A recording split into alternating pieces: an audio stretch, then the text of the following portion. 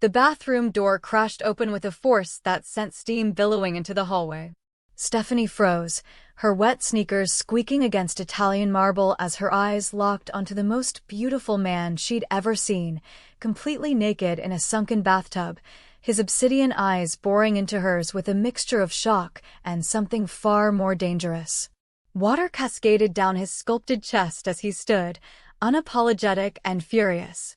"You have exactly 5 seconds to explain why you're in my private bathroom," Lee Kyung's voice boomed, "before I call security and have you arrested for breaking and entering." But Stephanie couldn't speak. Because carved into the wall behind him, hidden beneath a sliding panel that her forced entry had accidentally revealed, was the symbol she'd spent 12 years searching for. It was the mark of her parents' killers. Hey, beautiful souls. Welcome to Soul Tales with Gold.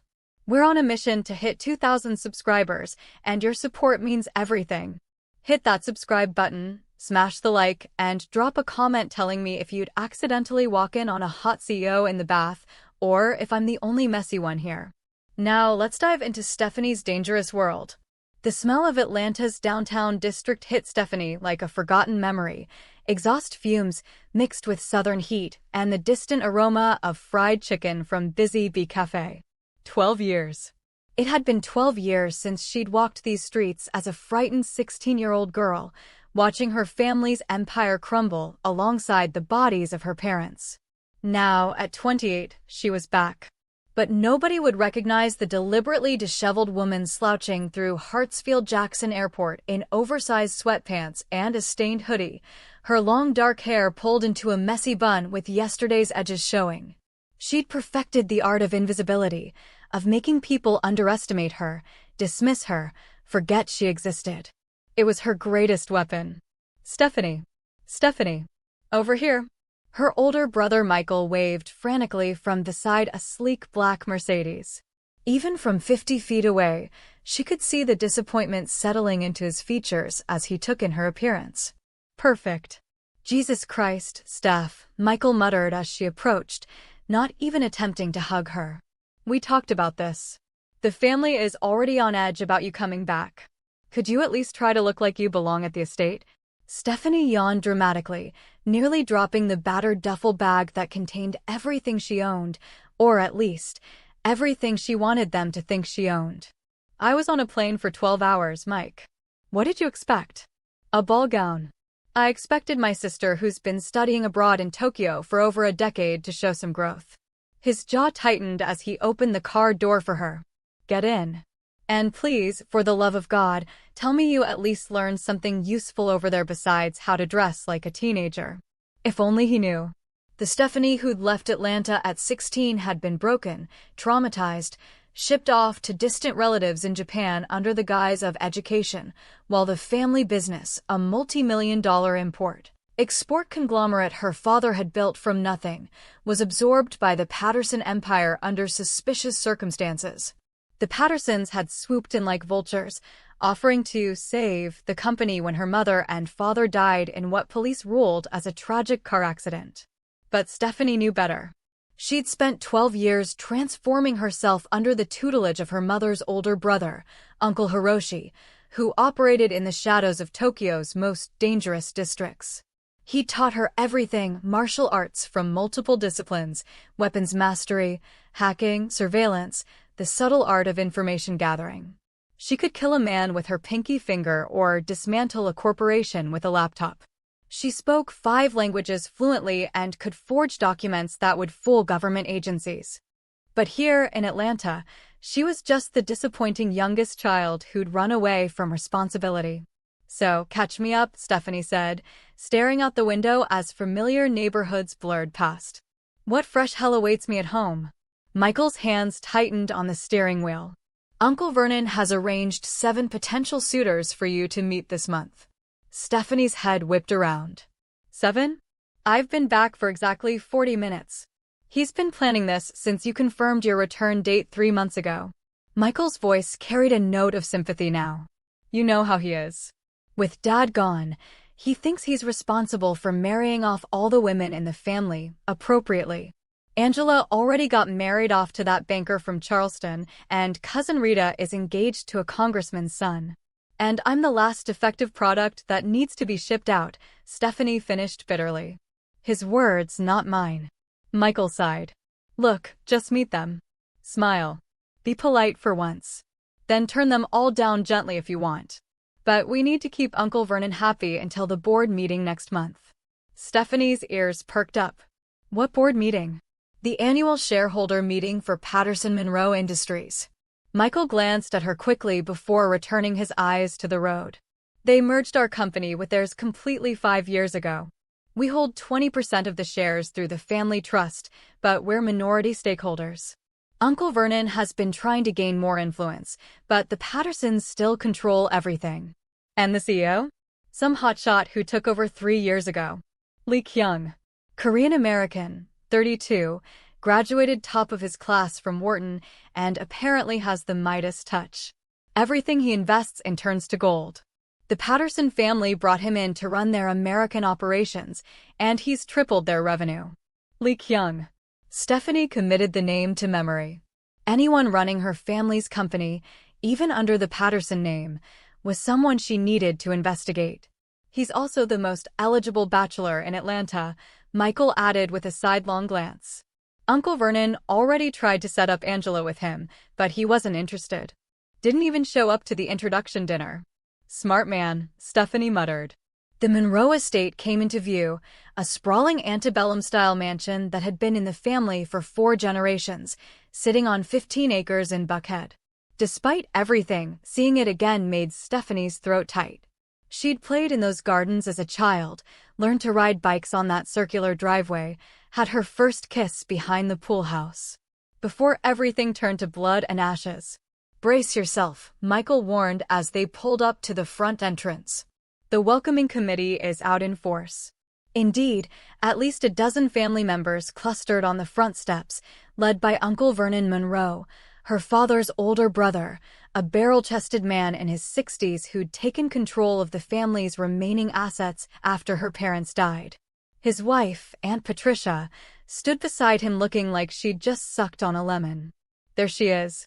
Uncle Vernon's booming voice carried across the driveway. Our little world traveler.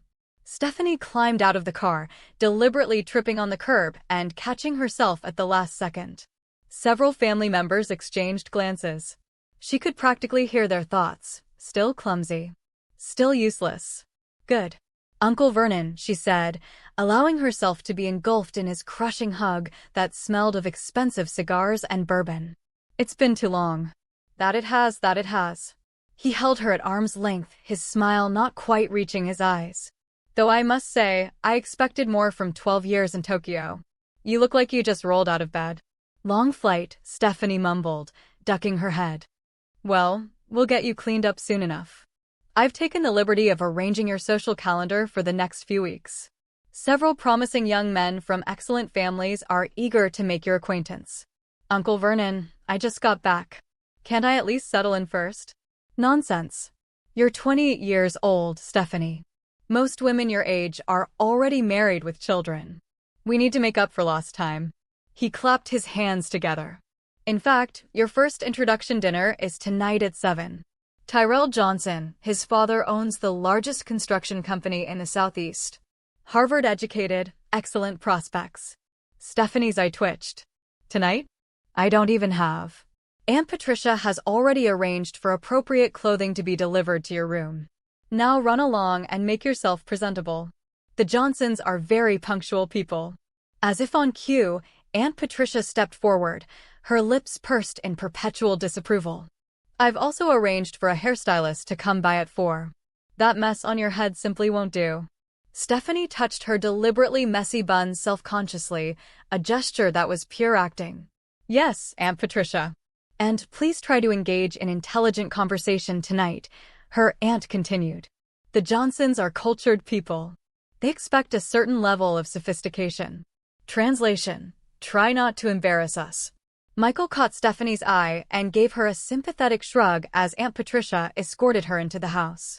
Inside, everything was exactly as she remembered, the grand foyer with its double staircase, The crystal chandelier her mother had imported from Vienna, the portrait gallery featuring 4 generations of Monroes.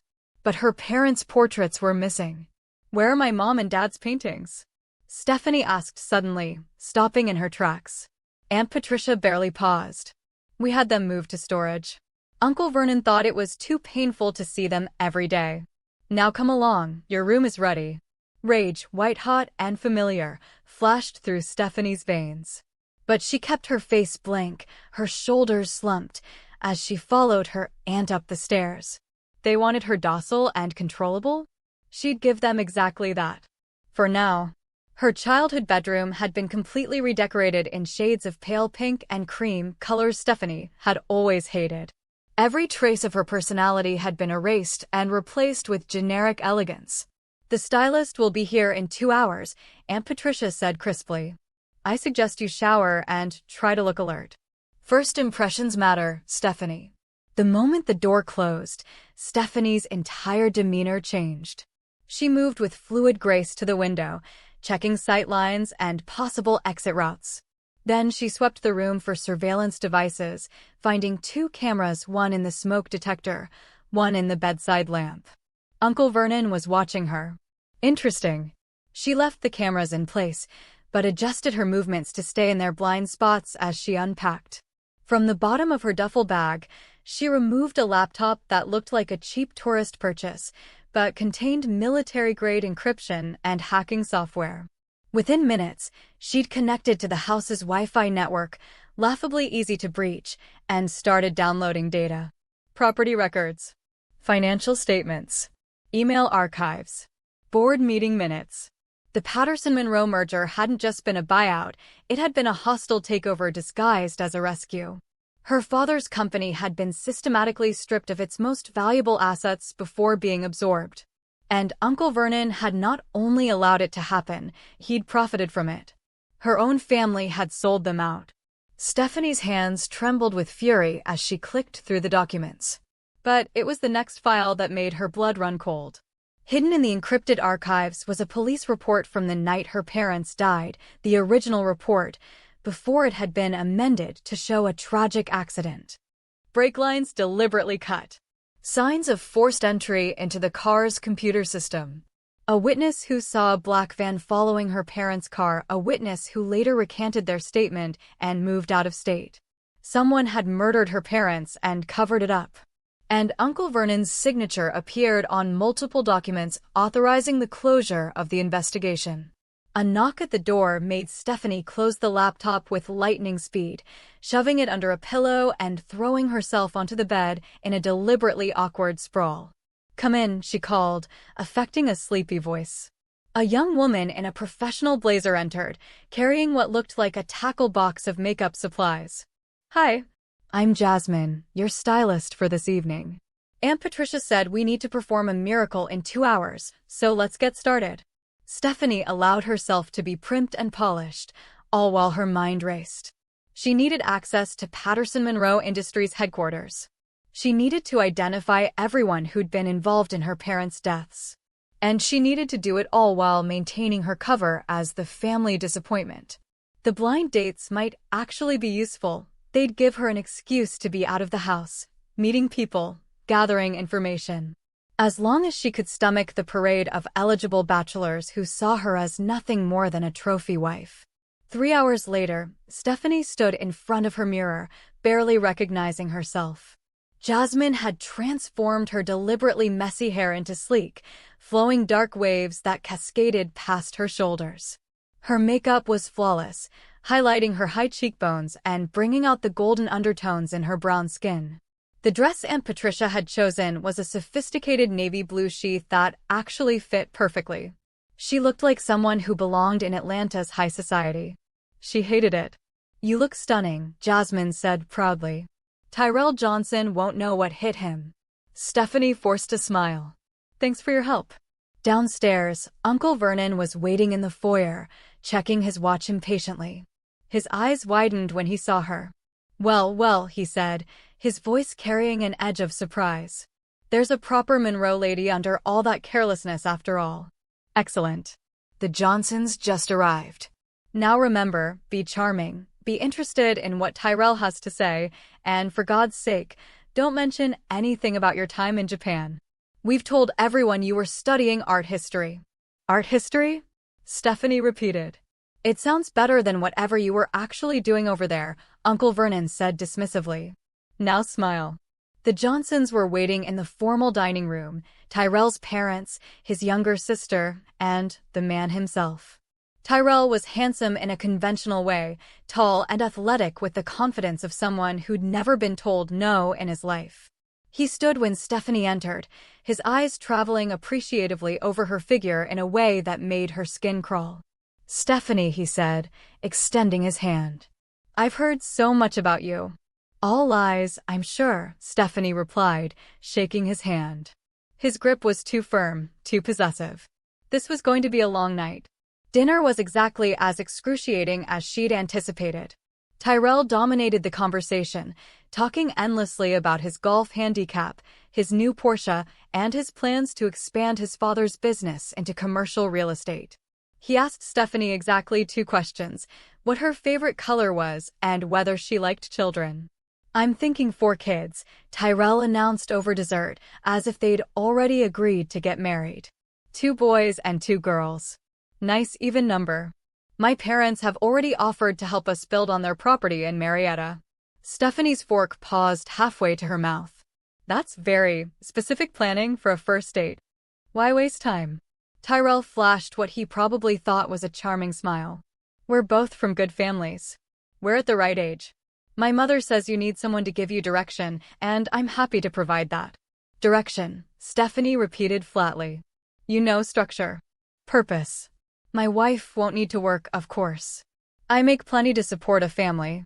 You can focus on the house, the children, charitable committees. The things women are naturally good at. Across the table, Uncle Vernon was nodding approvingly. This was exactly the kind of match he wanted, someone who would take Stephanie off his hands and keep her busy with domestic duties, far away from any family business or questions about the past. Something inside Stephanie snapped.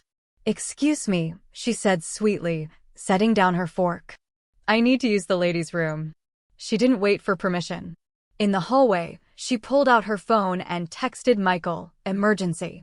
Fake a crisis in 5 minutes or I'm burning this house down." His response was immediate, on it. Stephanie returned to the table with an apologetic smile plastered on her face. "Sorry about that."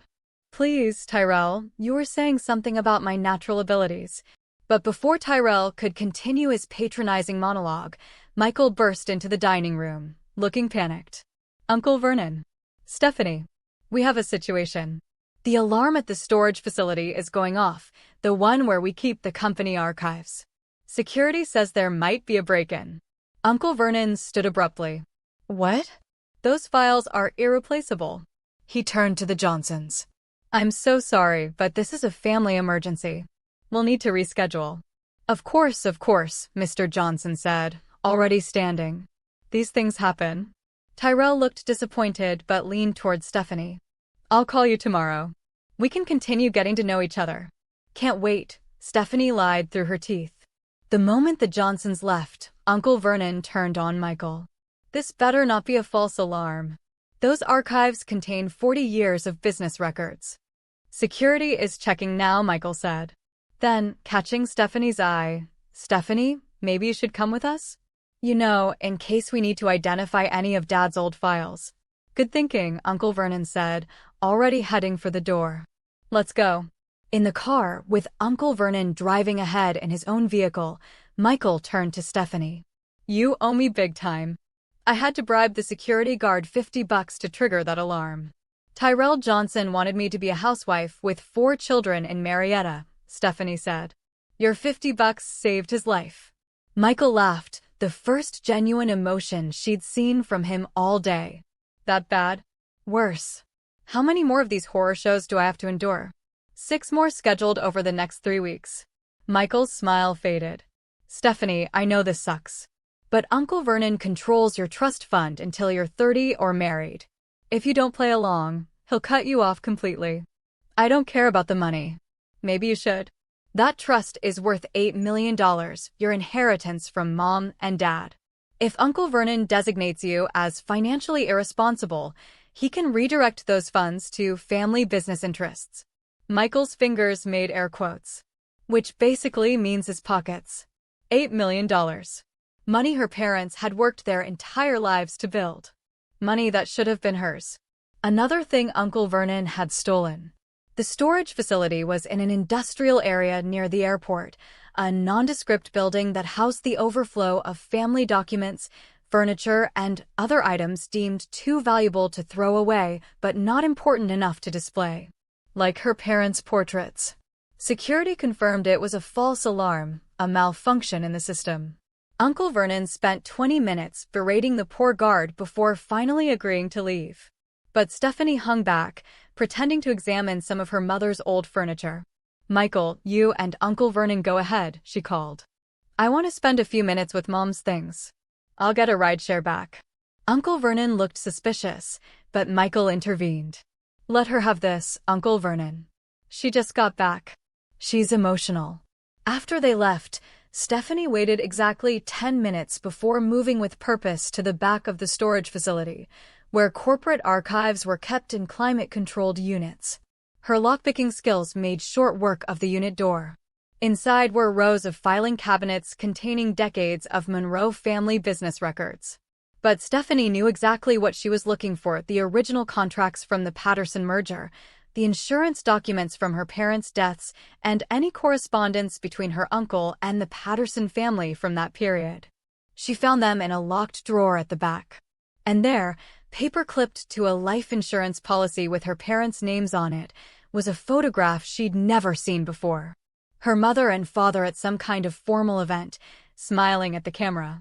But in the background, partially obscured by other guests, was a man whose face made Stephanie's blood run cold. Because she'd seen that same face in dozens of photographs over the past 12 years, always in the background, always watching, appearing at crime scenes and business deals across 3 continents. The man with no name. The ghost her uncle Hiroshi had taught her to track. The one they suspected of being connected to organized crime networks spanning from Tokyo to New York. He'd been at an event with her parents weeks before they died. Stephanie photographed everything with her phone, including the mysterious man's face. Then she carefully replaced the files exactly as she'd found them and locked the drawer. She now had concrete proof that her parents' deaths weren't random. Someone had been tracking them, watching them. And somehow, that same someone was connected to the Patterson family. Which meant her blind dates and Uncle Vernon's controlling behavior were about to become the least of her problems. Okay, pause. Can we talk about Uncle Vernon for a second? Because that man is messy with a capital M. What do you think he's hiding? Drop your theories in the comments. I'm reading every single one. And if you're loving this story so far, don't forget to hit that like button and subscribe. Now, let's get back to Stephanie because things are about to get spicy. The rideshare dropped Stephanie back at the Monroe estate just after midnight. The house was dark except for a few security lights, and she slipped in through a side door, avoiding the main entrance where cameras were most concentrated. In her room, she uploaded all the photographs to her encrypted cloud storage and sent them to Uncle Hiroshi in Tokyo. His response came within minutes. The man in the photo is a known associate of several Yakuza families, but he operates independently. Very dangerous. Be careful. I'm sending you his last known locations. The file that followed made Stephanie's heart stop. The mystery man's most recent confirmed sighting, Atlanta, Georgia. 3 weeks ago. He was here. In the same city. Stephanie barely slept that night, her mind racing through possibilities and plans. By morning, she'd decided on her next move. She needed access to Patterson Monroe Industries headquarters. She needed to see what the company looked like from the inside, identify key players, and find out if anyone there recognized the mystery man. But getting inside wouldn't be easy. Security was notoriously tight, and she couldn't just walk in off the street. Unless... At breakfast, Uncle Vernon was already holding court at the head of the table, reading the financial news on his tablet while Aunt Patricia picked at a grapefruit. "Good morning," Stephanie said brightly, helping herself to coffee.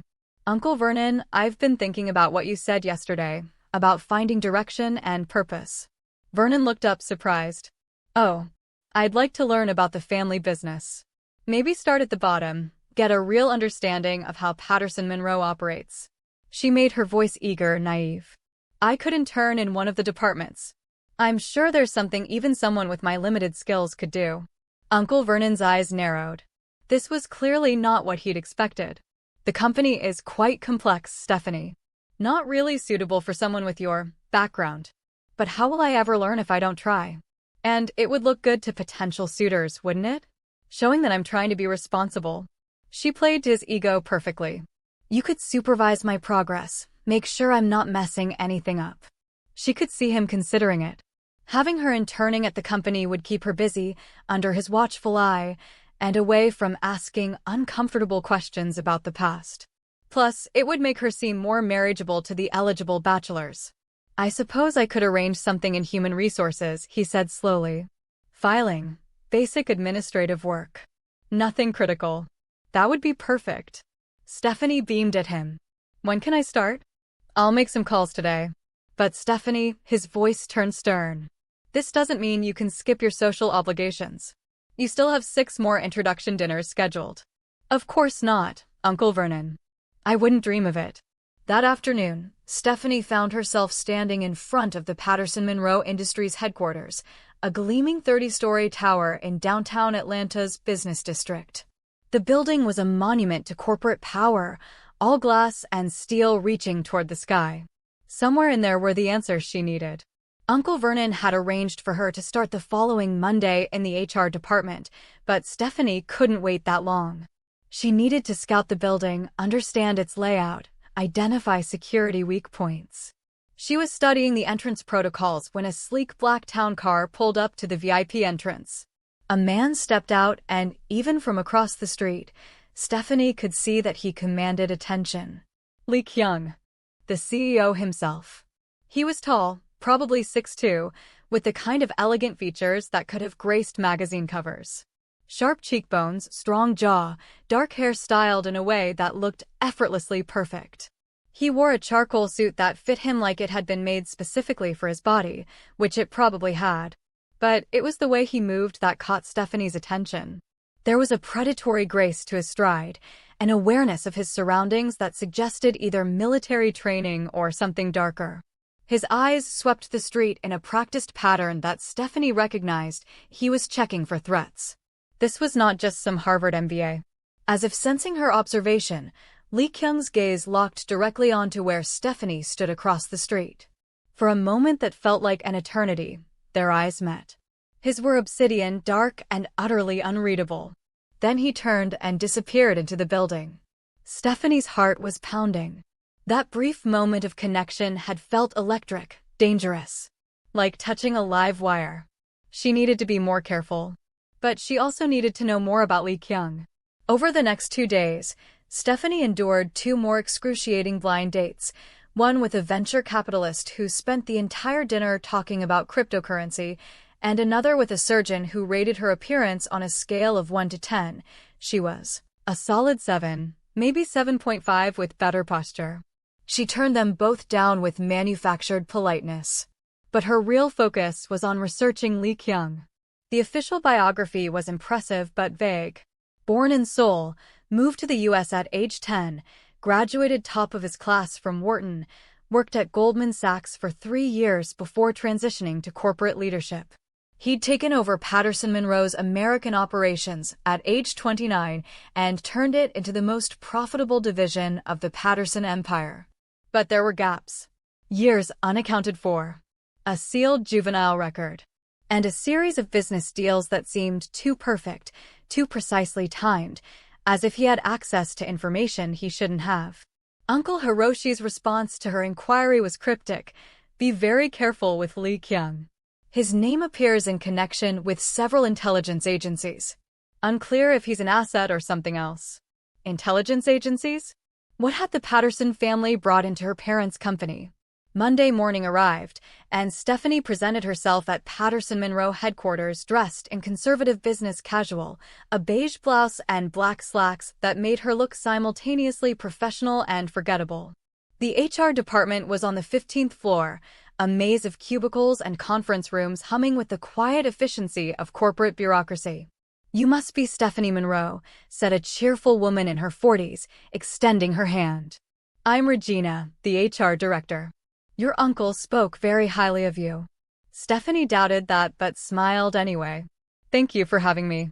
We've set you up with some basic filing and database entry to start. Nothing too complicated." Regina's tone was kind but slightly condescending. "Just until you get your feet under you." Translation: "We think you're useless, but your uncle is on the board, so here's some busy work." Perfect.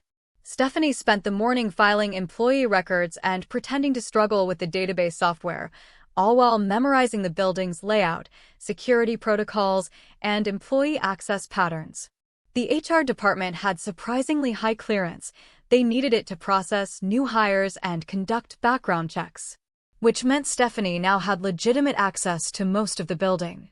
During her lunch break, she explored the cafeteria on the 10th floor, the mailroom in the basement, the executive offices on the 30th floor, where Lee Kyung's corner office commanded a view of the entire Atlanta skyline.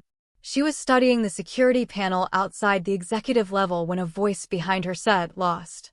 Stephanie spun around, her heart leaping into her throat. Lee Kyung stood there, impeccably dressed in another tailored suit, his dark eyes fixed on her with the kind of intensity that made her feel completely transparent. Yes, actually," she stammered, channeling every bit of awkward energy she could muster. "I was looking for the restroom, and I think I got off on the wrong floor." "The restroom is 29 floors below," Lee Kyung said, his voice carrying a hint of amusement. "This is the executive level. Restricted access." "Oh God, I'm so sorry." Stephanie clutched her visitor badge like a lifeline. "It's my first day. I'm completely turned around." He studied her for a long moment, and Stephanie had the uncomfortable sensation of being X-rayed. Those dark eyes seemed to see past her deliberate incompetence to something deeper. "Stephanie Monroe," he read from her badge. "You're Vernon Monroe's niece." Unfortunately, she muttered before she could stop herself. The corner of his mouth twitched almost a smile. "Not a fan of your uncle? Is anyone?" That definitely got a smile. Small, but genuine. It transformed his face from intimidating to devastating. "The elevators are that way," Lee Kyung said, gesturing. "Try to stay on the 15th floor for now. The executive level isn't somewhere you want to wander around accidentally." "Noted," Stephanie said. "Thanks for not having security throw me out. The day's not over yet." He turned and walked away, disappearing into his office, but Stephanie could feel his gaze on her until the elevator doors closed. That brief interaction told her several things. Lee Kyung was observant. He had a sense of humor buried under that corporate exterior, and he definitely didn't trust Uncle Vernon. Interesting. Over the next week, Stephanie settled into a routine. She played the bumbling intern during work hours, made mistakes that were just embarrassing enough to be believable, and accidentally discovered which security guards took longer smoke breaks and which executives left their computers unlocked when they went to lunch.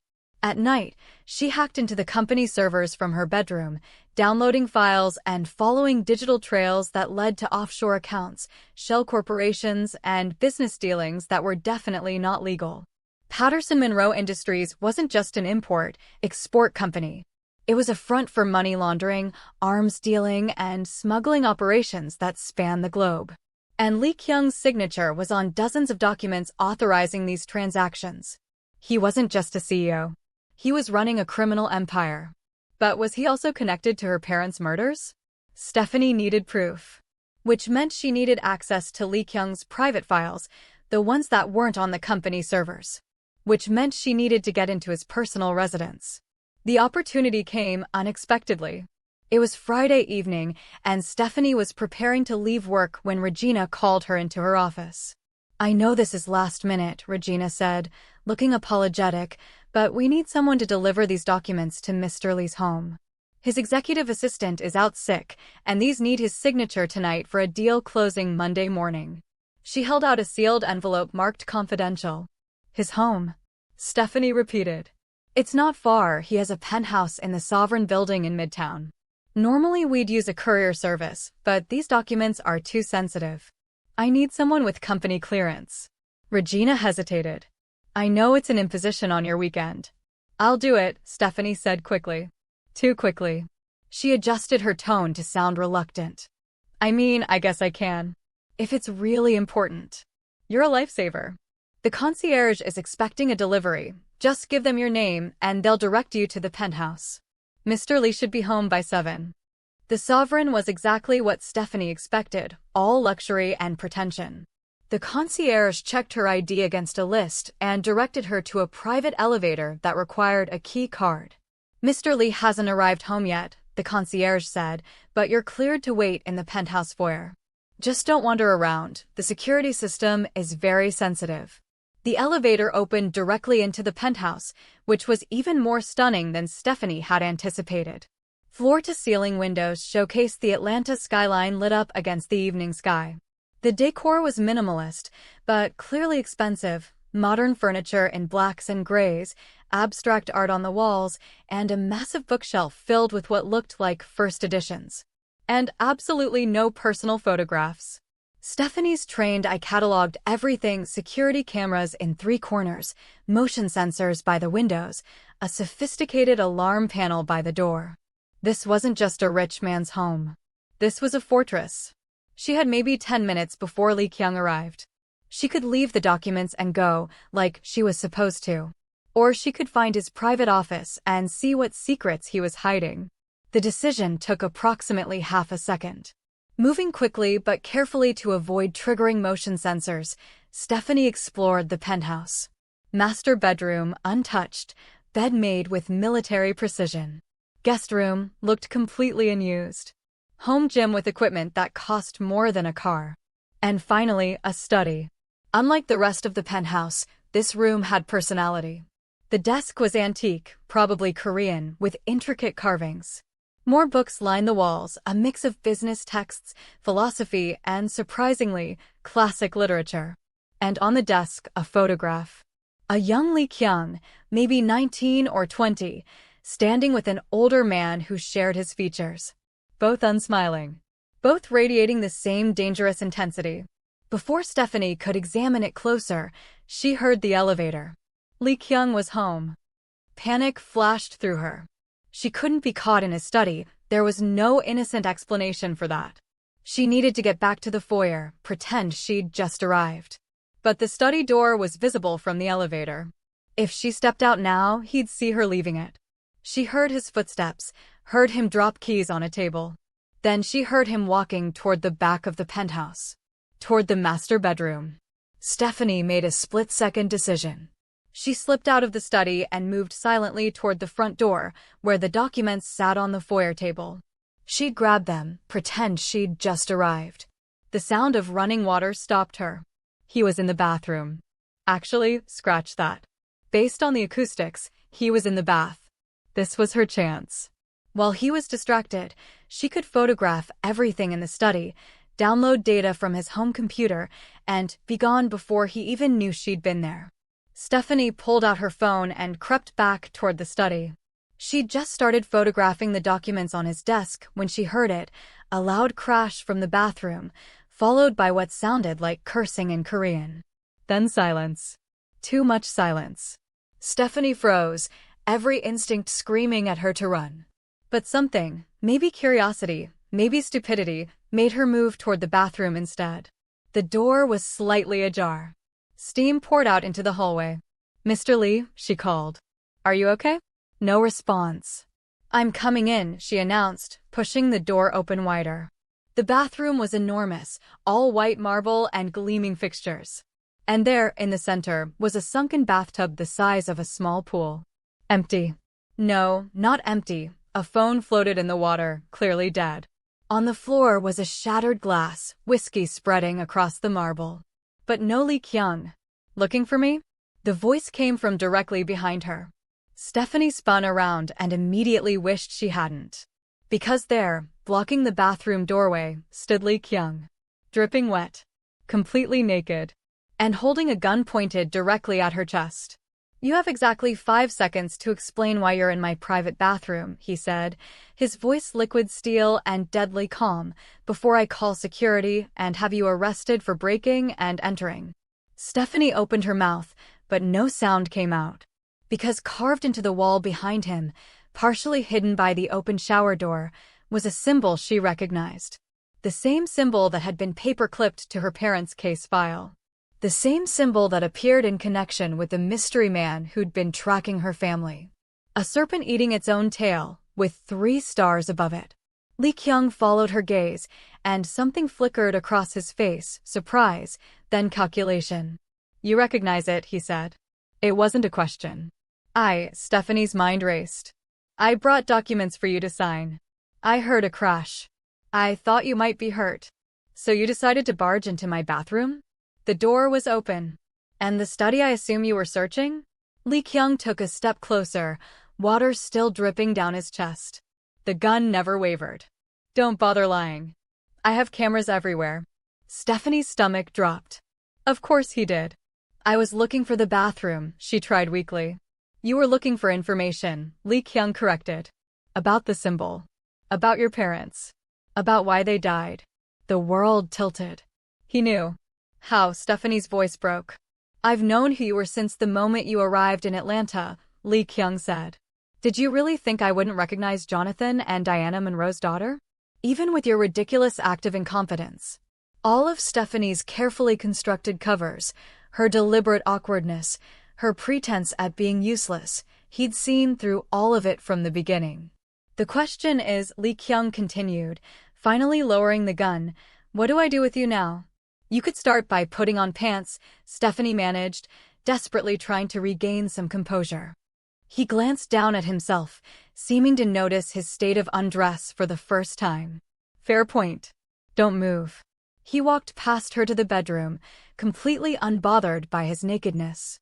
Stephanie stayed frozen in place, her mind spinning.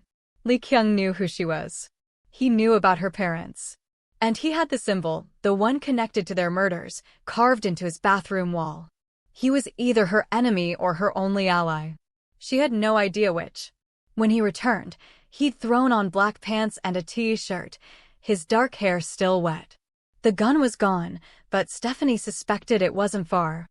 Sit, he said, gesturing to the leather couch in the living room. I should go. Sit. We need to talk. It wasn't a suggestion. Stephanie sat. Lee Kyung poured himself a drink, whiskey, straight, and then surprised her by pouring a second glass and handing it to her. You're going to need that, he said. Are you going to kill me? If I wanted you dead, you'd be dead. He settled into the chair across from her, those obsidian eyes studying her face. You've been investigating your parents' deaths for 12 years. Training with Hiroshi Tanaka in Tokyo. Learning how to fight, how to hack, how to kill. Stephanie's blood ran cold. How do you know about Uncle Hiroshi? Because I've been investigating your parents' deaths for just as long. The room spun. What? Jonathan and Diana Monroe were murdered on my orders, Lee Kyung said quietly. By a criminal organization called the Ouroboros Syndicate. That symbol you saw, that's their mark. Stephanie was on her feet before she realized she'd moved, her hand reaching for a weapon she didn't have. You son of a... I said on my orders. Not by me. Lee Kyung remained seated, infuriatingly calm. Sit down, Stephanie. Let me finish. Why the hell should I?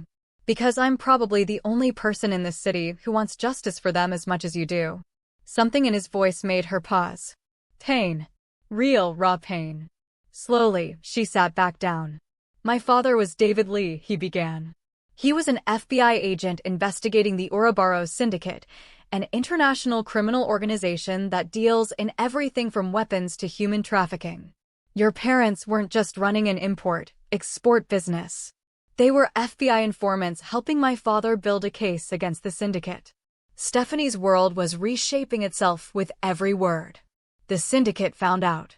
They ordered hits on everyone involved in the investigation. Your parents were killed first. My father died 3 weeks later, car bomb in D.C. Made to look like an accident, just like your parents. I don't understand, Stephanie whispered. Why are you running Patterson Monroe if you know they're connected to the syndicate? Because the Patterson family is the syndicate. At least, the American operations. Lee Kyung's jaw tightened. I've spent the last 8 years infiltrating their organization, working my way up from junior analyst to CEO. Gaining their trust. Documenting their crimes. Building an airtight case. You're undercover, Stephanie breathed. I'm a ghost. Officially, I don't exist. No agency claims me. If I'm caught, I'll be disavowed and killed. He met her eyes. So now you know my secret. The question is, what do we do about yours? Your Uncle Vernon is one of the syndicate's key partners in the Southeast. He helped arrange your parents' murders in exchange for control of the Monroe family assets. He's been using your family's company to launder money for years. Everything clicked into place. Uncle Vernon's eagerness to marry her off, his control over her trust fund, his insistence on keeping her away from the business. He's afraid I'll find out, Stephanie said. He's afraid you already know more than you're letting on. That's why he's watching you so carefully. Lee Kyung leaned forward. You need to leave Atlanta, Stephanie. Tonight. Go back to Japan. Stay with Hiroshi. Because if Vernon even suspects you're investigating. No. This isn't a game. These people are. These people murdered my parents. Stephanie's voice was steel. I didn't spend 12 years training to run away now. Lee Kyung studied her for a long moment. You want revenge. I want justice. There's a difference. Not much of one. Then help me. Stephanie leaned forward. You've been working alone for 8 years. You said it yourself, if you're caught, you're disavowed. But if we work together? Absolutely not. Why? Because I can't protect you and maintain my cover. Because you're untrained in undercover work. Because he stopped himself. Because what? Lee Kyung's expression was unreadable. Because I've already failed to protect everyone else I cared about. I won't add you to that list. The admission hung in the air between them. I don't need your protection, Stephanie said quietly. I need a partner. You don't even know me. I know you've been living a lie for 8 years. I know you're trying to destroy the people who killed your father. I know you recognize the look in my eyes right now because you see it in the mirror every day. She held his gaze. I know we're the same. Lee Kyung was quiet for so long that Stephanie thought he might refuse. Then, if we do this, if I agree to work with you, you follow my rules. My timeline. When I say back off, you back off. When I say run, you run. I'm not good at taking orders. I've noticed. The corner of his mouth quirked. But this is non-negotiable. One mistake could get us both killed. Stephanie extended her hand. Partners? Lee Kyung looked at her hand, then at her face, then back at her hand. Finally, he took it. Partners, he agreed. His hand was warm, his grip firm. And when their palms touched, Stephanie felt that same electric current she'd experienced when their eyes met across the street. Dangerous.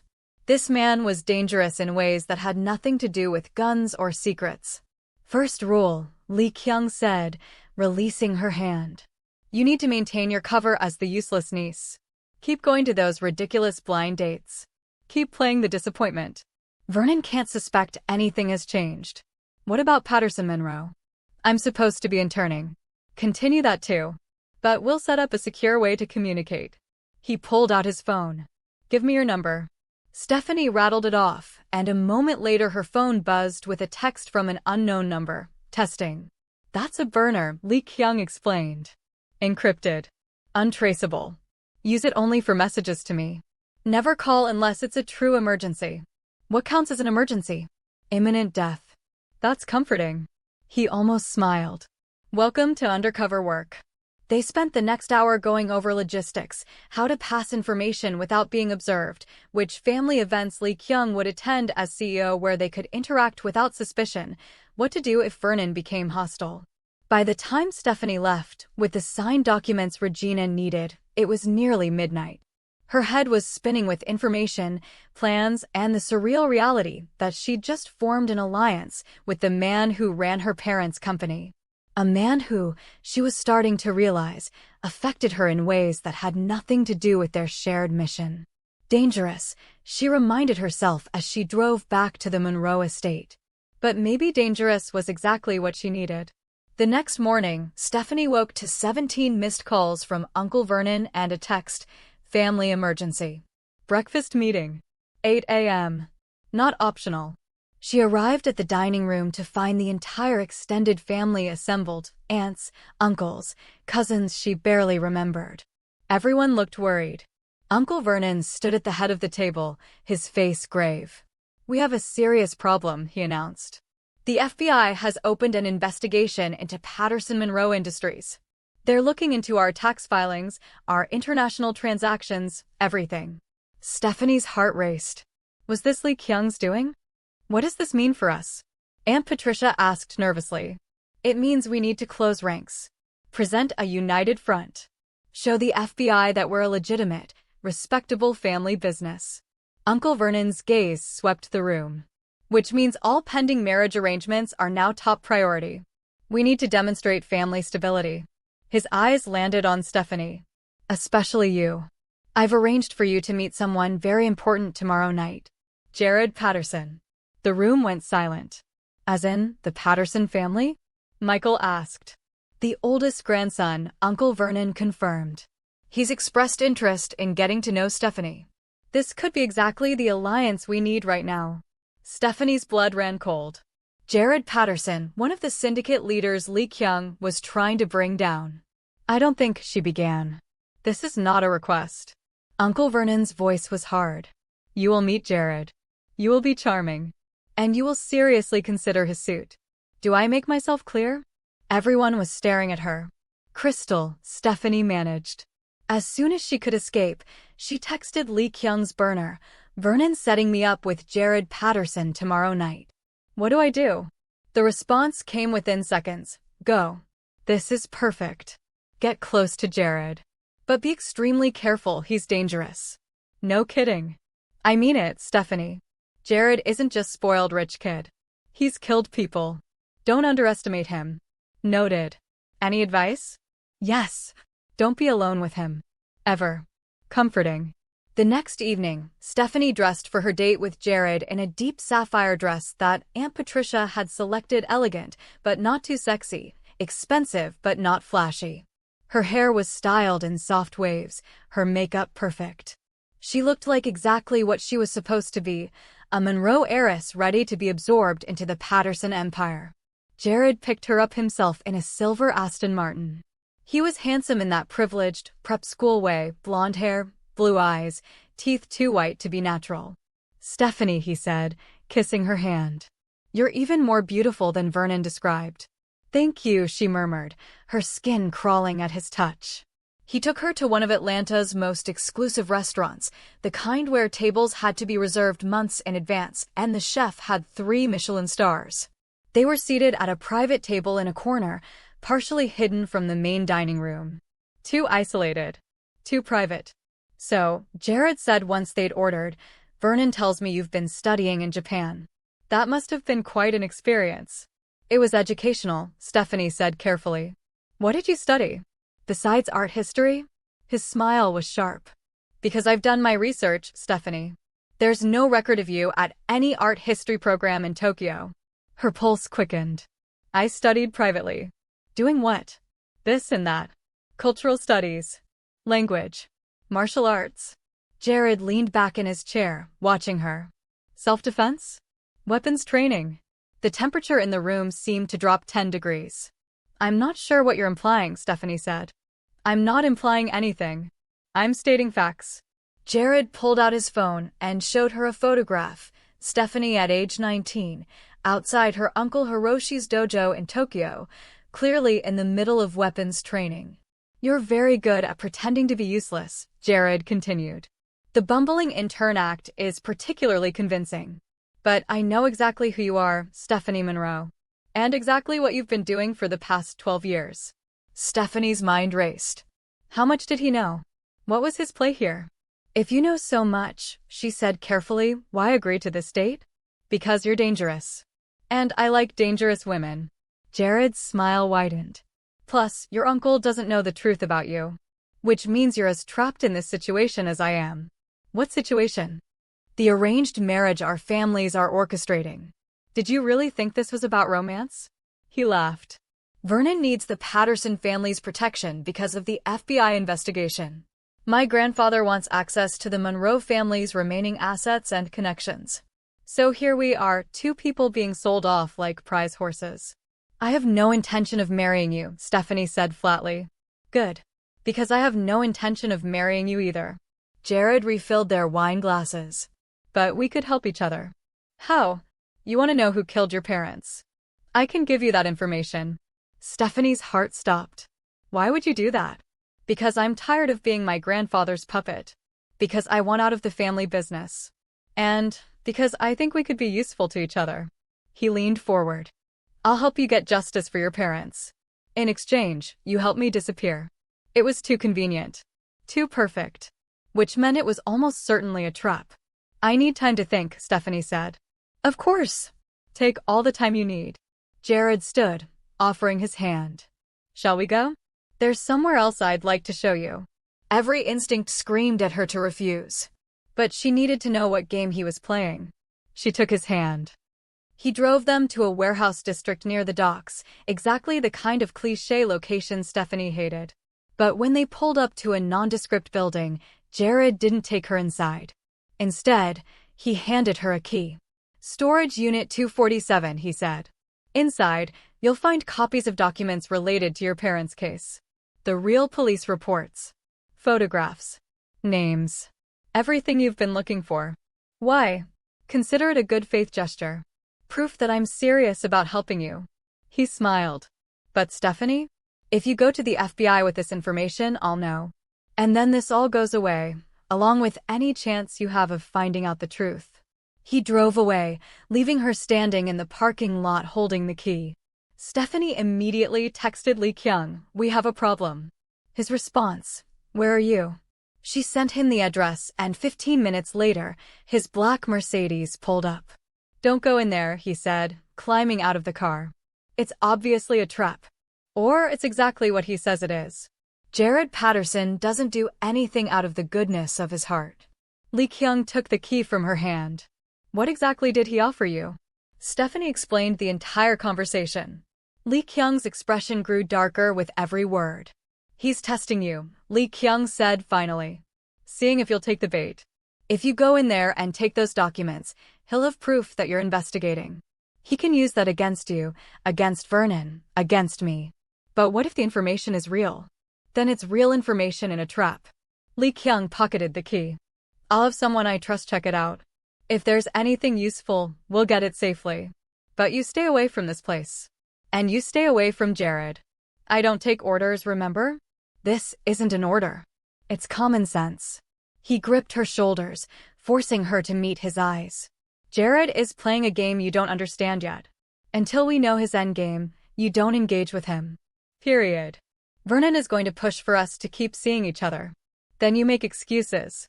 You're busy. You're not feeling well. You need time to think about such an important relationship.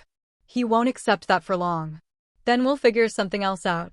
But Stephanie, his hands were still on her shoulders, his face inches from hers. "You cannot trust Jared. No matter what he offers. No matter what he promises. He's a Patterson. Loyalty to the family is everything. Like you're loyal to them? I'm not family. I'm an employee they think they can control." His jaw tightened. Jared is different. He's been groomed since birth to take over the syndicate. He's not going to throw that away to help some girl get revenge. Then what's his angle? I don't know yet. But I promise you we'll find out.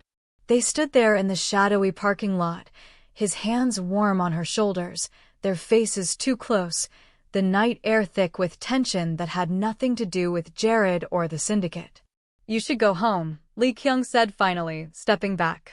"Before Vernon sends out a search party." "What are you going to do?" "What I always do. Investigate. Plan. Try to stay 3 steps ahead of people who want us both dead." He walked her to her car, and Stephanie couldn't shake the feeling that something had shifted between them tonight. Something dangerous and undeniable. "Lee Kyung," she said as she opened her door. "Thank you. For having my back. Partners," he said simply. "That's what we agreed to." But the way he was looking at her suggested partnership wasn't the only thing he was thinking about. Over the next 2 weeks, Stephanie walked a tightrope between her different lives. By day, she was the incompetent intern at Patterson Monroe, spilling coffee and mixing up files while secretly photographing classified documents and planting listening devices in executive offices. By evening, she endured increasingly aggressive pressure from Uncle Vernon to see more of Jared, who continued his campaign of strategic flirtation mixed with unsettling revelations about her parents' case. And by night, she met with Lee Kyung in secret locations across Atlanta, parking garages, empty parks, once memorably in the back room of a Korean restaurant where the owner owed him a favor, comparing notes, sharing intelligence, and trying very hard not to acknowledge the growing attraction between them. It was exhausting and exhilarating and dangerous in ways that had nothing to do with the syndicate. "We need to talk about the FBI investigation," Lee Kyung said one night as they sat in his car on an overlook outside the city.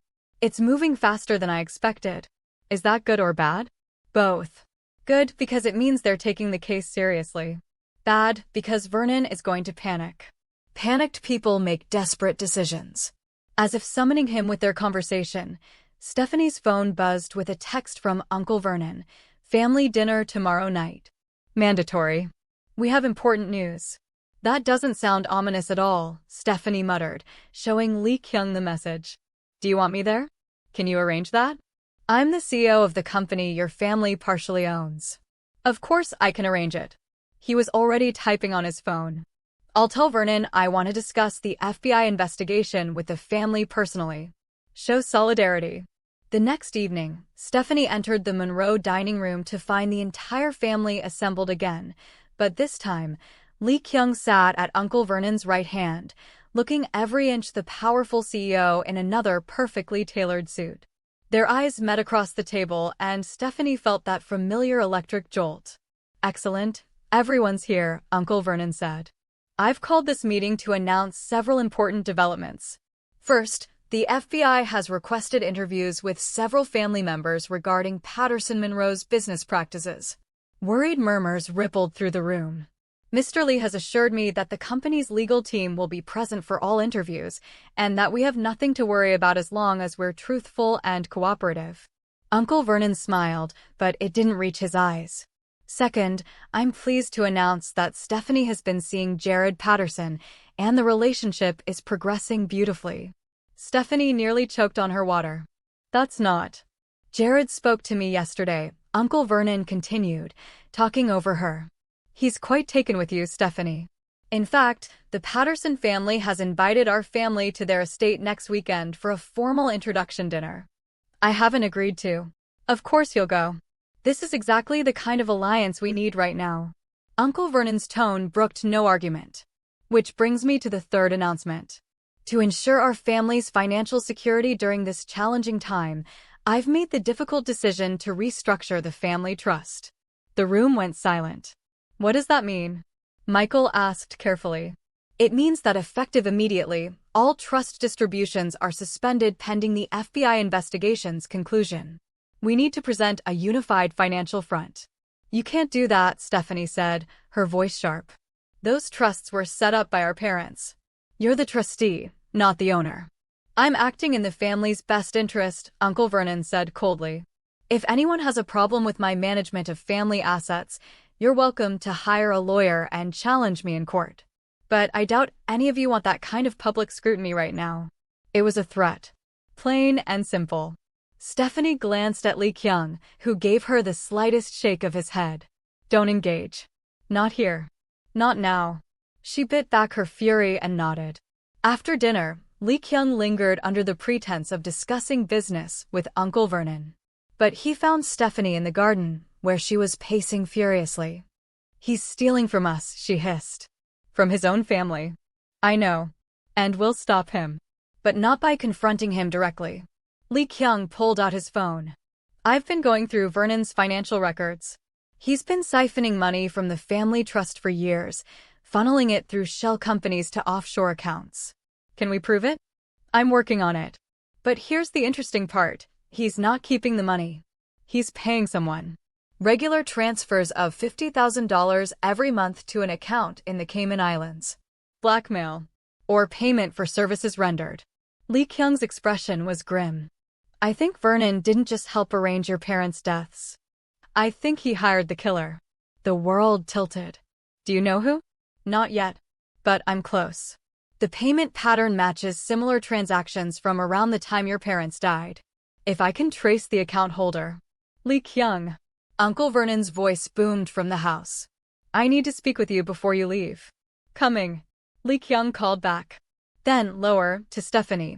The Patterson dinner next weekend. I'll be there too. As CEO, I'm always invited to these things. We can use it as an opportunity to search the Patterson estate. That's insane. The security. We'll be focused on the guests, not on you wandering off to use the bathroom. He touched her hand briefly, the gesture hidden by the garden's shadows. Trust me. Then he was gone, leaving Stephanie alone in the darkness with her racing thoughts. The Patterson estate was exactly as obscene as Stephanie expected. A sprawling compound north of Atlanta that looked like a European castle had been transplanted to Georgia. Armed security patrolled the grounds, cameras covered every angle, and the guest list read like a who's who of Atlanta's elite. Stephanie arrived with her family, wearing an emerald green dress, Aunt Patricia's choice, not hers, that made her feel like she was playing dress-up. Jared met them at the door, all charm and fake warmth. Stephanie, you look stunning, he said, kissing her cheek. I'm so glad you could come. Like I had a choice, she muttered. He laughed like she was joking. Inside, the Patterson patriarch, Gerald Patterson, 82 years old and still sharp as a blade, held court in the main salon. He was exactly what Stephanie imagined a crime lord would look like, distinguished, charismatic, with eyes that saw everything and forgot nothing. Miss Monroe, he said when Jared introduced them. I've heard so much about you. Your father was a good man. His death was a tragedy. The audacity of this man, expressing sympathy for a murder he'd ordered. Thank you, Stephanie managed through clenched teeth. I hope you and Jared are getting to know each other well. He speaks very highly of you. We've had some interesting conversations. Gerald's smile sharpened.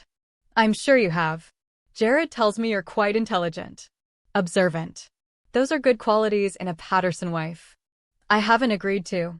Grandfather, Jared interrupted smoothly. Why don't we let Stephanie meet some of the other guests? I'm sure she'd love to see the art collection. He steered her away before she could respond, his hand firm on her elbow. Sorry about that, he murmured. Grandfather gets enthusiastic about family expansion. I'm not marrying you, Jared. I know. I told you I don't want to marry you either. He leaned closer. But we need to make them think we're considering it. At least until we've both gotten what we need. Which is what, exactly? For you?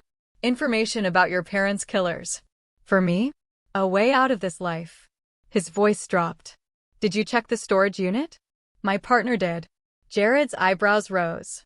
Partner? How interesting. Anyone I know? None of your business. Fair enough. They'd reached a quieter corner of the house, away from the main party. The documents I gave you were real, by the way. Did you find them helpful? Stephanie hadn't actually seen them. Lee Kyung had taken the information and was verifying it independently. But she wasn't about to tell Jared that. They raised questions, she said carefully. I can answer those questions. But first, I need you to do something for me. There it is. The catch. Not a catch. An exchange.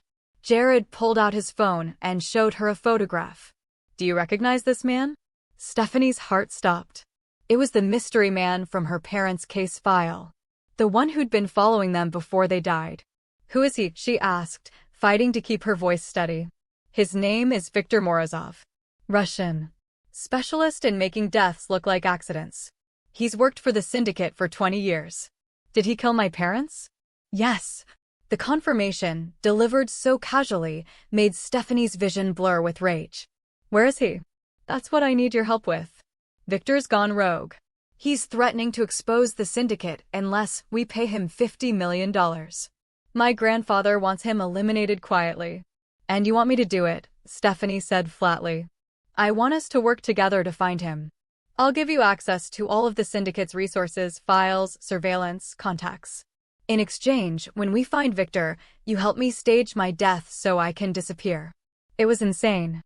It was risky beyond measure. It was also possibly the only way to get close enough to her parents' actual killer to make him pay. I need time to think, Stephanie said. Of course. But don't take too long. Victor's deadline is in 3 weeks. After that, he starts talking to the FBI. Jared's attention was caught by someone across the room. I need to go play the dutiful grandson. Why don't you explore the house?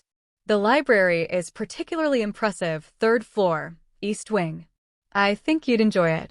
He walked away, leaving Stephanie with directions to a specific location. This was clearly a test or a trap. She pulled out her phone and texted Lee Kyung, 3rd floor East Wing Library. Jared specifically directed me there. Trap?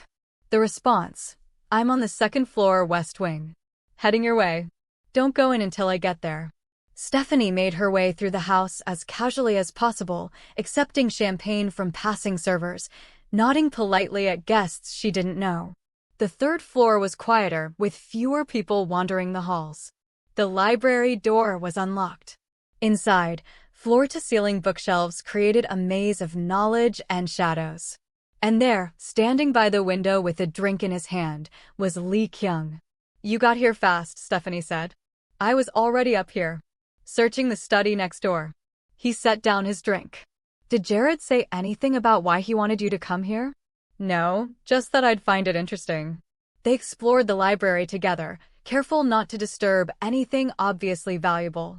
It wasn't until Lee Kyung checked behind a particular set of encyclopedias that they found it.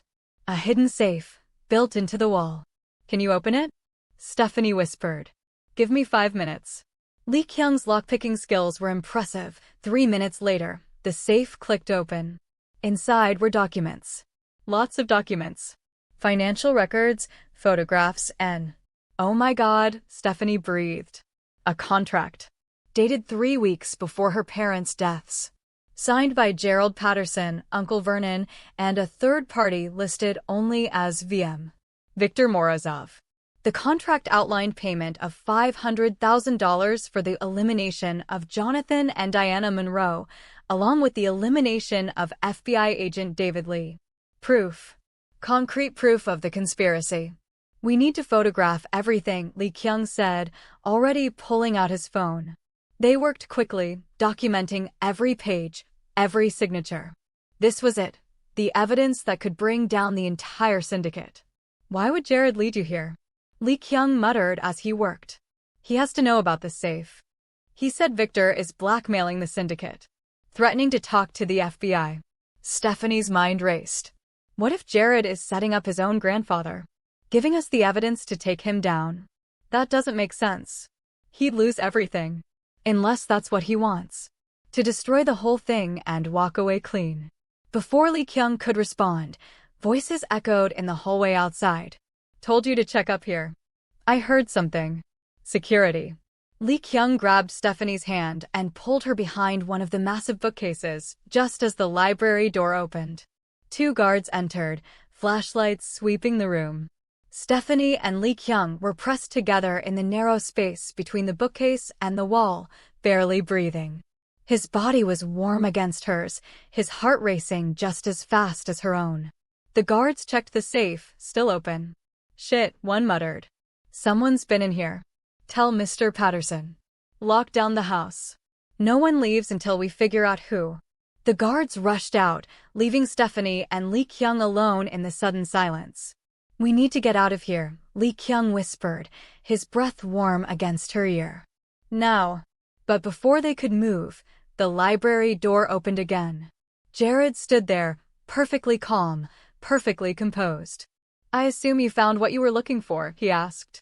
Lee Kyung stepped forward, putting himself between Stephanie and Jared. This was a setup. Of course it was. But not the kind you think. Jared closed the door behind him. Relax, Mr. Lee. I'm not going to turn you in. I'm the one who left the safe open. Why? Stephanie demanded. Because I meant what I said. I want out. And the only way to get out of the syndicate alive is to destroy it completely. His smile was cold. You two have been running your own investigation for months. Don't look so surprised. I've known about Mr. Lee's real agenda since he first approached the Patterson family for a job 8 years ago. Lee Kyung's entire body tensed. You're lying. Am I? Did you really think you could infiltrate an international criminal organization without us noticing? My grandfather knew exactly who you were from day one. He just found it useful to keep you around, to see what information you'd feed back to your FBI handlers. I don't have FBI handlers. Not anymore. They cut you loose 4 years ago when you went too deep undercover. Now you're just a man on a mission with nothing to lose. Jared's gaze shifted to Stephanie. And you're a woman who wants revenge. Together, you're dangerous. Separately, you're manageable. That's why I'm offering you a deal. We don't make deals with murderers, Stephanie spat. I've never killed anyone, Jared said quietly. I've spent my entire life trying to avoid becoming what my family wants me to be. But I'm running out of time. In 6 months, my grandfather plans to officially retire and name me as his successor. If that happens, I'm trapped in this life forever. So blow the whistle. Turn state's evidence, Lee Kyung said. And spend the rest of my life in witness protection? No thanks. Jared leaned against the door. Here's my offer. I give you everything you need to take down the syndicate. Names, accounts, contracts, locations. Everything. In exchange, you help me fake my death convincingly enough that my family won't come looking for me. You're asking us to let you escape justice, Stephanie said. I'm asking you to prioritize. You can spend your energy chasing me, a person who's never actually committed a crime, or you can use me to catch the people who murdered your parents and dozens of others. Your choice. It was a devil's bargain. But it was also possibly their best chance at bringing down the entire organization. Stephanie looked at Lee Kyung. He gave her the slightest nod. We'll consider it, Stephanie said. But first, tell us where Viktor Morozov is. Jared smiled. I thought you'd never ask. The address Jared provided led them to a luxury condo in Buckhead, Viktor Morozov's safe house, where he was supposedly hiding out while he waited for the syndicate's ransom payment. This is insane, Stephanie said as she and Lee Kyung sat in his car across the street, watching the building. We can't just walk in there. We're not going to. Lee Kyung checked his weapon, a sleek Glock that he'd pulled from a hidden compartment in the car. I am. You're going to stay here and keep watch. Absolutely not. Stephanie. We're partners, remember? That means we do this together. Lee Kyung looked like he wanted to argue, but after 12 years of training with Uncle Hiroshi, Stephanie could handle herself in a fight. He knew it, even if he didn't want to admit it. Fine. But you follow my lead. And if I tell you to run, you run. We'll see. They entered the building separately, Lee Kyung through the front as a resident, Stephanie through the service entrance using a security bypass she'd learned from one of Uncle Hiroshi's contacts. They met on the 14th floor, outside Unit 1407. The door was slightly ajar. Never a good sign. Lee Kyung entered first, gun drawn, with Stephanie close behind. The apartment was silent, expensively furnished, and completely empty. Except for the man sitting in the leather chair by the window, a bullet hole in his forehead. Viktor Morozov was already dead. Jared, Stephanie breathed.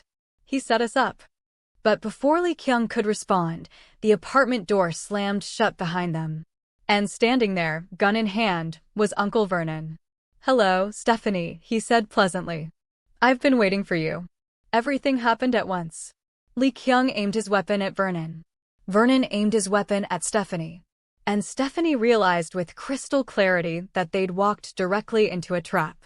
Put the gun down, Mr. Lee, Vernon said calmly. Unless you want to see your partner's brains all over that nice white wall. Don't do it, Stephanie said. But Lee Kyung slowly lowered his weapon. Kick it over here, Vernon ordered. Good boy. Now sit down, both of you. They sat on the couch while Vernon kept his gun trained on them, looking almost bored. I have to say, I'm impressed, Vernon continued. You two have been quite the thorn in my side these past few weeks. Did you really think I wouldn't notice my incompetent niece suddenly taking an interest in the family business? Or that our CEO was spending an awful lot of time with said niece? How long have you known? Lee Kyung asked. About you? Years. About Stephanie's little revenge quest? Since the day she arrived in Atlanta. Vernon smiled.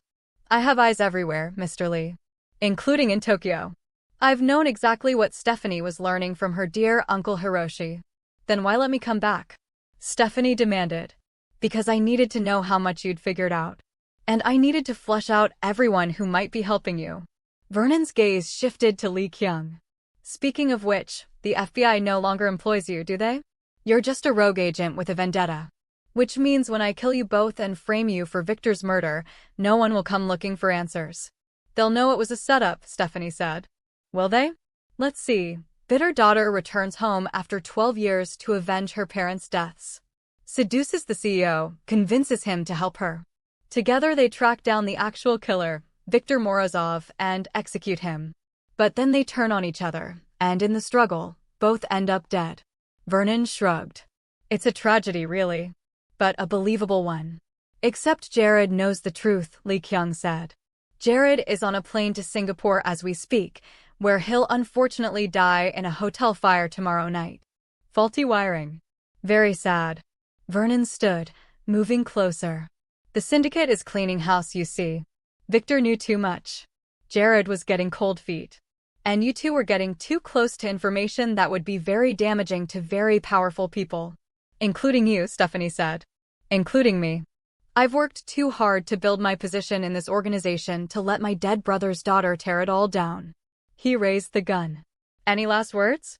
Yeah, Lee Kyung said. You talk too much. Everything happened in a blur.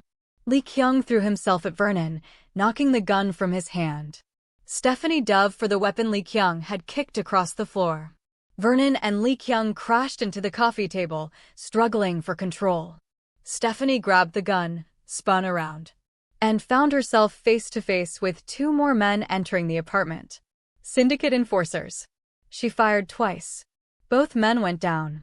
Behind her, Lee Kyung had gotten the upper hand, pinning Vernon to the floor. But Vernon was reaching for something in his jacket. Lee Kyung. Stephanie shouted. Another gun. Vernon had another gun. The shot echoed through the apartment. Lee Kyung jerked backward, blood blooming across his shoulder.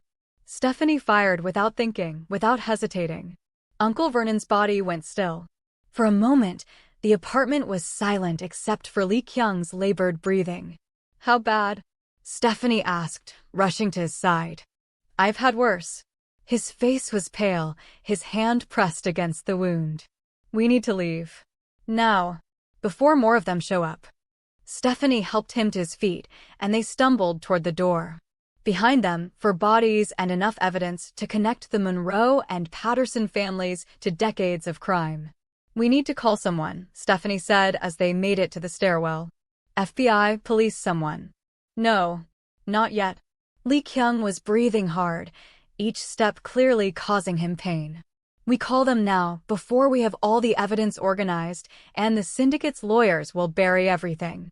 Vernon will be just a concerned uncle who died tragically trying to stop his niece from murdering people. Then what do? We finish this. Tonight. They made it to Lee Kyung's car, where Stephanie drove while he directed her to a storage facility on the outskirts of Atlanta. Inside Unit 237 was everything he'd collected over 8 years. Documents, recordings, financial records, testimony from witnesses who'd been too afraid to come forward. I was waiting for one more piece, Lee Kyung said, his voice growing weaker. The proof that connected Gerald Patterson directly to the murders. But Vernon's death changes things. We need to move now. You need a hospital. After. He pulled out his phone with his good hand. I'm going to make a call. To someone I trust at the FBI. Someone who's been waiting for this moment as long as I have. The call lasted 10 minutes. By the end of it, federal agents were being dispatched to the Patterson estate, to Patterson Monroe Industries, to a dozen syndicate locations across 3 states. The trap was springing shut. They'll want our testimony, the FBI agent, a woman named Sarah Chin, said over the phone. Both of you. Protective custody until the trials. Agreed, Lee Kyung said. But first, I need medical attention. There's an ambulance 2 minutes away. Lee Kyung ended the call and looked at Stephanie. His face was gray, his breathing shallow. I need you to promise me something, he said. You're not dying. Don't be dramatic. Promise me that after this is over, after the trials, after everything, you'll go back to Japan. Start fresh. Leave all of this behind. What about you? I'll be in witness protection. New name, new life. We'll probably never see each other again. The words hit Stephanie harder than she expected. After weeks of working together, of trusting each other, of feeling things she hadn't let herself acknowledge, this was how it ended? "I don't want to leave," she said quietly. Lee Kyung reached up with his good hand, cupping her face. "You have to. The syndicate has a long memory. Even with the top leadership gone, there will be people looking for revenge. You'll never be safe here. Then come with me. To Japan. We can both disappear." "Stephanie, I know it's crazy. I know we barely know each other. But I trust you more than I've trusted anyone in 12 years. And I think," she stopped, her throat tight. "I think I might love you." The confession hung in the air between them. "I know I love you," Lee Kyung said. "That's why I'm telling you to run." Then he kissed her, soft and desperate and full of everything they couldn't say. The sound of sirens interrupted them. The ambulance, followed by a convoy of FBI vehicles. The next few hours were a chaos of questions, medical treatment, and federal agents securing evidence. Stephanie gave her statement 3 times, each time adding more details about the syndicate's operations, her uncle's involvement, Jared's role in exposing the safe. By dawn, Gerald Patterson was in custody, along with 17 other high-ranking syndicate members. The Patterson-Monroe merger was being dissolved. The Monroe family assets were being unfrozen and investigated. And Lee Kyung was in surgery, with doctors assuring Stephanie that the bullet had missed all major arteries. He was going to survive. They both were. A week later, Stephanie stood in the Atlanta FBI field office, signing the last of the protective custody paperwork. Lee Kyung sat across from her, his arm in a sling, but otherwise looking remarkably good for someone who'd been shot. "So that's it," Agent Chen said. "You're both free to go into witness protection. New identities, new locations, all expenses covered until the trials." "And after the trials?" Stephanie asked. "That depends. If you testify, if the convictions hold, you might be able to reclaim some version of your old lives. But it'll be years before that happens." "Years." Stephanie looked at Lee Kyung. He was already looking at her. "Agent Chen," Lee Kyung said, not taking his eyes off Stephanie. "What if we wanted to be placed together? Same location, same protection detail." Chen's eyebrows rose. "That's unusual, but not impossible. Is that what you both want?" "Yes," Stephanie and Lee Kyung said simultaneously. Chen smiled. "Then I'll make it happen. Give me 24 hours to arrange the logistics." They were placed in a safe house in Seattle, a city neither of them had ever lived in, far from Atlanta's heat and history. The house was modest but comfortable, with a view of Puget Sound and enough security to keep them safe from any syndicate retaliation. It should have felt like a prison. Instead, it felt like home. "I can't believe we're doing this," Stephanie said on their first night, standing on the deck and watching the sunset over the water. "Living together. Playing house. After everything." Lee Kyung came up behind her, wrapping his good arm around her waist. "We've been through a war together. Compared to that, domestic life should be easy." "Should be. But we barely know each other outside of investigations and near-death experiences. Then let's get to know each other." He turned her to face him. "Hi, I'm Lee Kyung. I'm 32 years old, I hate seafood, I read philosophy for fun, and I'm completely in love with a woman who once barged into my bathroom and saw me naked." Stephanie laughed, genuinely laughed for the first time in weeks. "Hi, I'm Stephanie Monroe. I'm 28, I can kill you 12 different ways, I have a weakness for bad action movies, and I'm in love with a man who's probably too good for me." "Definitely not too good for you," Lee Kyung said and kissed her. This kiss was different from the desperate one in the car. This was slow, thorough, full of promise and possibility. This was the kiss of 2 people who'd survived hell and found each other on the other side. When they finally broke apart, Lee Kyung was smiling a real smile, the kind Stephanie suspected he didn't share with many people. "So what now?" she asked. "Now we wait for the trials. We testify. We help put the syndicate away forever. And after that?" "After that." Lee Kyung pulled her closer. "After that, we figure out who we are when we're not running or fighting or hiding. We build something real. Together." "I like the sound of that." They stood there on the deck as the sun set over Seattle, two people who'd lost everything and found each other in the wreckage. The road ahead wouldn't be easy, months of testimony, years of trials, the constant threat of retaliation. But for the first time since her parents died, Stephanie felt something she'd almost forgotten: hope. The trials took 18 months.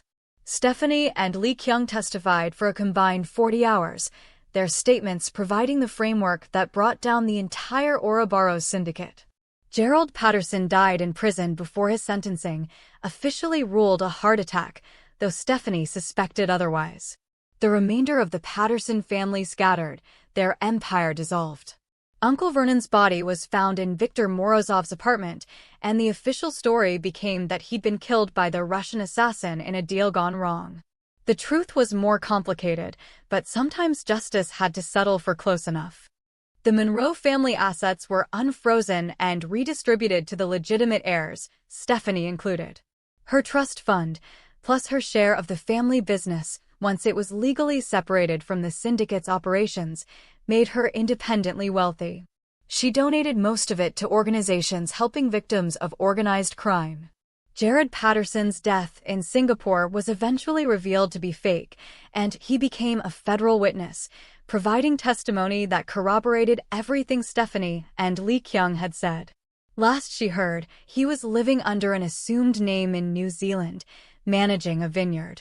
As for Stephanie and Lee Kyung, they were released from witness protection after the convictions held up on appeal.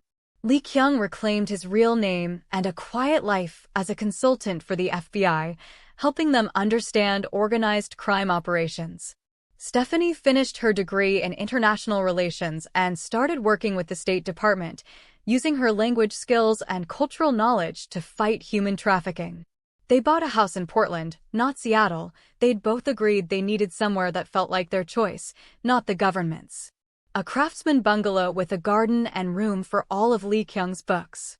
And on a rainy Thursday in April, they got married in a courthouse ceremony with only two witnesses, Uncle Hiroshi, who'd flown in from Tokyo, and Agent Sarah Chin, who'd become a friend over the years of working together. "Your parents would be proud," Hiroshi told Stephanie after the ceremony, pulling her into a rare hug. "You got justice for them. And you built a life worth living." "We built a life," Stephanie corrected, looking at Lee Kyung, who was talking quietly with Sarah. "I couldn't have done any of it alone." "The best revenge is a life well lived," Hiroshi said. "You've done more than survive, Stephanie. You've thrived." That night, in their house that smelled like rain and new beginnings, Lee Kyung and Stephanie sat on their couch with takeout Chinese food and a movie neither of them paid attention to. "Any regrets?" Lee Kyung asked. "About which part? The revenge quest? The FBI investigation? Barging into your bathroom? All of it?" Stephanie considered. "No. Even the painful parts led us here." "What about you?" "My only regret is that it took me so long to tell you I loved you. I think I knew that first day, when you stood in my penthouse looking like you wanted to kill me. I did want to kill you. I thought you were one of them. Instead, I was just a man trying to do the right thing and falling in love with a woman who was completely out of my league." Stephanie laughed and kissed him. "I'm pretty sure it's the other way around." They sat together in comfortable silence, two survivors who'd found each other in the darkness and chosen to build something bright. The syndicate was gone. Vernon was gone. The mystery of her parents' deaths was solved. And Stephanie Monroe, the heiress who'd pretended to be useless, who'd rejected blind dates and barged into a CEO's bath, had found the one thing she'd stopped believing in. True love. Not the fairy tale kind. The real kind, forged in fire and sealed with trust. The kind worth fighting for. And that, beautiful souls, is how you fight for justice and find love. What did you think? I need to know your favorite moments. Drop them in the comments below. Was it the bathtub scene? The partnership? The final confrontation? Tell me everything. If you love this story, please hit that like button and subscribe. We're so close to our goal, and your support means we can bring you more unique stories like this one. Share this with your friends who love dark romance and strong heroines. Thanks for watching, and remember, the best revenge is living well and loving fearlessly.